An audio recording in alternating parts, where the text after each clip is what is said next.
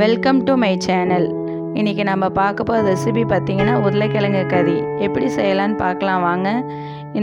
இது சிக்கனை விட ரொம்ப டேஸ்ட்டாக இருக்குங்க. 1/4 கிலோ உருளைக்கிழங்கு எடுத்து நல்லா தோல் எல்லாத்தையும் சீவிட்டு தண்ணியில் போட்டு கழுவி எடுத்துக்கலாங்க. சின்ன சின்னதாக கட் பண்ணிக்கலாங்க. நமக்கு எப்படி என்ன ஷேப்பில் வேணுமோ அந்த ஷேப்பில் நம்ம கட் பண்ணி எடுத்துக்கலாங்க. நான் கொஞ்சம் ரஃப்பாக தாங்க கட் பண்ணியிருக்கேன். இது உப்பு தண்ணியில் போட்டு கழுவிக்கலாங்க. ஒரு பாத்திரத்தில் தண்ணியை ஊற்றி உருளைக்கிழங்க போட்டு ஆஃப் பாயில் பண்ணி எடுத்துக்கலாங்க. ஒரு 5 நிமிஷம் வெந்தாலே போதுங்க. இதுக்கு தேவையான அளவு உப்பு மஞ்சத்தூள் போட்டு வேக வச்சு எடுத்துக்கலாங்க.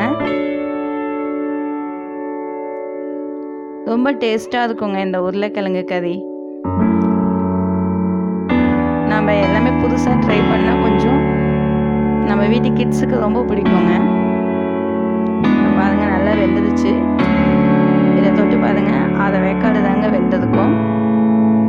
இதை ஒரு வாணலில் எண்ணெயை ஊற்றி எண்ணெய் காஞ்ச பிறகு இந்த உருளைக்கிழங்க கொஞ்சம் கொஞ்சமாக போட்டு நம்ம பொரிச்சு எடுத்துக்கலாம்.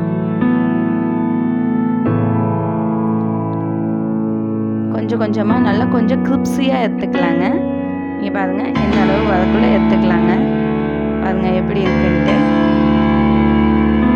ரொம்ப கிரிப்ஸியாகவும் இல்லாமல் ரொம்ப இதுவாகவும் இல்லாமல் இருக்குது பாருங்கள். இப்போ ஒரு வாணலில் எண்ணெய் ஊற்றிட்டு 2 பச்சை மிளகாய் கீறி போட்டுக்கலாங்க. இஞ்சி பூண்டு விழுது நான் நசுக்கி போட்டிருக்கேங்க.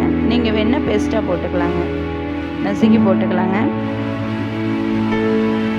கொஞ்சம் நல்லா எண்ணெயில் நல்லா வறுத்து விட்டுட்டுங்க. இது கூட வெங்காயம், சின்ன வெங்காயம் பெரிய வெங்காயம் எதுவாக இருந்தாலும் கொஞ்சம் நீல வாக்கில் கட் பண்ணிவிட்டுங்க இதுக்குள்ளே சேர்த்துக்கலாம். இதுவும் கொஞ்சம் நல்லா கோல்டன் ப்ரௌனிஷ் கலரில் வரட்டுங்க. வந்த பிறகு கொஞ்சம் 1 ஸ்பூன் மிளகாத்தூள், 1 ஸ்பூன் கரம் மசாலா போட்டு நல்லா கிண்டி விடலாங்க. இந்த பச்சை வாசனை போகிற அளவுக்கு கிண்டி விடலாங்க. ரொம்ப டேஸ்ட்டாக இருக்குங்க. இது கூட 1 கப் தயிர் சேர்த்துக்கலாங்க. சின்ன கப் அளவு தயிர் சேர்த்துக்கலாங்க. இங்கே பாருங்கள், நமக்கு கிரேவி மாரி வந்துடுச்சு.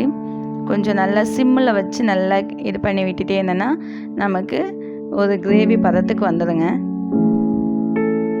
இதுக்கு தேவையான அளவு உப்பு போட்டுக்கோங்க. நம்ம கொஞ்சமாக போட்டுக்கலாங்க. கிரேவிக்கு மட்டும் உப்பு போடுங்க. ஏன்னா உருளைக்கிழங்குக்கு ஆல்ரெடி நம்ம உப்பு போட்டிருக்கோம். இது கூட இப்போ உருளைக்கிழங்கு கொட்டி நல்லா மிக்ஸ் பண்ணி விடலாங்க. இப்போ தண்ணி எதுவும் ஊற்றிடாதீங்க. தண்ணி ஊற்றினீங்கன்னா அந்த டேஸ்ட்டு மாறி போயிடுங்க.